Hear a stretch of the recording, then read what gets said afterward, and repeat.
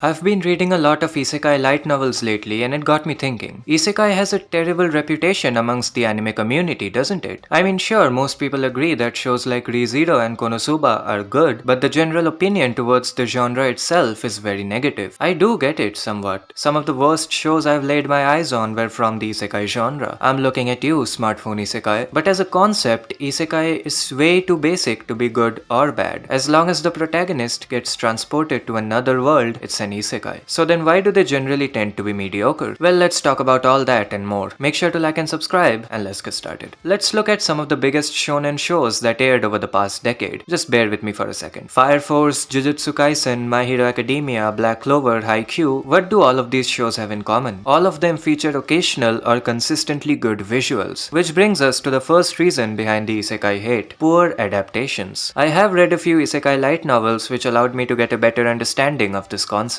Most isekai shows are bad adaptations of their source materials. I mean, think about it. Shows like Mushoku Tensei, for example. Even though it's not exactly a good show and features some deeply disturbing stuff and not in a good way, it's still highly rated because the effort put into the adaptation is obvious. I have read the light novel for No Game No Life. The first 3 volumes which season 1 covers are not that good. Yet the anime is rated really high because again, the visuals are outstanding. The reverse is also true. Problem Children are coming from another world, aren't they? Jesus, that's a mouthful. Is a very good light novel, but its anime adaptation is not that highly rated whatsoever. I'm not saying these shows lack good animation. I mean, they mostly do, but that's not the point. The problem is the lack of good direction. If you present a scene as something out of generic Fantasy 101, that's exactly how the audience will interpret it. Isekai anime is a perfect example of the anime industry and their quantity over quality approach. Isekai shows get pumped out. Dozens upon dozens of isekai aired every year. Naturally, most of them lack a dedicated staff or competent direction. Production teams for most of the shows have to work with little to no time or talent on board. Isekai is popular, but not popular enough to warrant a particularly high production value, with a few exceptions of course. Again, there are shows such as Konosuba which are good in both anime and light novel form. Now of course, I haven't read the source material for every isekai anime that I have seen, but just looking at some of these shows, it's obvious that not that much time and effort has gone into it. However, simply blaming the poor adaptations isn't fair. That would mean the source material for every isekai anime is good, which is not true. Another huge issue is creativity, or lack thereof. Let's look at shonen anime for a second. Yes, they are often very generic, however they end up running for so long that they eventually branch out and turn into their own thing. Isekai shows don't air for long. Most shows are a single core and don't get renewed for a second season. So even if these shows develop into something unique down the line, we don't get to see it. The lack of creativity is also visible when it comes to the world building. Of course, the initial premise needs to be the protagonist getting transported to another world, but somehow it's always that same RPG video game-esque world with a video game-like set of rules. Are the light novel authors so creatively bankrupt that they copy-paste the same world every time? Probably not. It's just a matter of what sells and what doesn't. For some reason, this RPG-inspired world building just works. Even I like it. But if it was just this world building that's generic, we wouldn't really have a problem. Unfortunately, everything else is also quite generic when it comes to the genre. From the same protagonist to the same cast of mostly female characters. Going all the way back to Sword Art Online, a pioneer of the genre for better or worse. Most isekai shows that have aired in the past 6 to 7 years have been SAO cosplays. Even down to the character designs, and guess what? Sword Art Online is one of the most successful modern anime. When something is successful, it naturally inspires copies. However, when a show does try something different, it generally ends up being a good thing. There's Konosuba, which is a self-aware play on these tropes, and then there's something like rezero which doesn't bother with these cliches and does its own thing. Something being generic doesn't automatically mean it's bad, but in most cases there's a clear lack of creativity. I feel like those are two of the major reasons why isekai is generally looked down upon. However, there are a lot of good isekai shows. Personally, I think shows such as Konosuba and rezero are the cream of the crop, while shows like Slime Isekai, Tsukimichi, No Game No Life, Recreators, Oda Nobuna, World's Finest Assassin, and a few others are decent, enjoyable shows. And here's something that I firmly believe. The isekai genre is best enjoyed as light novels. No Game No Life, Problem Children, Konosuba, these are all top-notch reading experiences. I do understand that not everybody enjoys the medium of light novels, and that's fine, but maybe give any one of these a shot at some point. The overall concept of isekai allows for a lot of creative freedom, something which is rarely utilized unfortunately. It allows authors to create characters who retain the logic of our planet in a world which operates on different rules rules. This freedom can be used to get across a feeling of escapism and alienation alike. It also provides complete freedom to create a world from scratch. This freedom, however, is often thrown to the side in favor of the same old RPG worlds. Just like any other genre, there are some good isekai shows, some average isekai shows, and some god-awful isekai shows. Simply being an isekai doesn't make a show any better or worse than shows from any other genre. No, that upcoming light novel adaptation isn't necessarily bad because it's an isekai. No, MAPPA didn't fall off because they are animating an isekai, and no, Konosuba and ReZero are not the only good isekai shows out there. This was just a topic I wanted to talk about. Believe it or not, I can make content that's not about animation. Isekai has always been a genre that I personally have enjoyed. I do admit that there are some bad shows out there, but there's this sense of intrigue that most isekai shows still have. So that was it. What is your take on the genre? Comment down below. Make sure to like and subscribe if you enjoyed, and until next time.